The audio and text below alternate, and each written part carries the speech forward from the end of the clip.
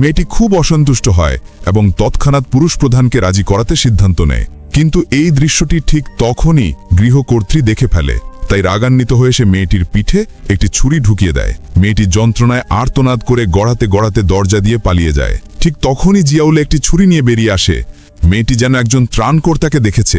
জিয়াউলকে তাকে বাঁচাতে অনুরোধ করে। এই সময় জিয়াউলের মুখে হালকা হাসি দেখা যায়। তারপর সে ছুরি তুলে মেয়েটির গলায় শক্তভাবে ঢুকিয়ে দেয় এবং একপাশে পুরুষ ও মহিলা প্রধান তাদের ছেলের এমন আচরণ দেখে আশ্চর্যভাবে শান্ত ছিলেন।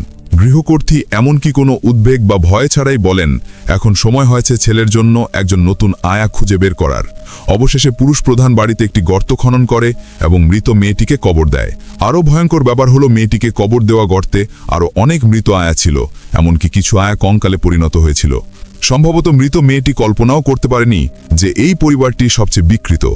জিয়াউলের আসলে কোনো অটিজম ছিল না, বরং সে ছিল উগ্র মেজাজি, হিংসা ভালোবাসত এবং মানুষ হত্যায় আনন্দ পেত। স্বামী স্ত্রী তাদের ছেলেকে বাঁচানোর জন্য অবিবাহিত এবং অনাথ আয়া নিয়োগ করত, যাতে তাদের ছেলে তাদের হত্যা করতে পারে। এখানেই ছবিটি শেষ।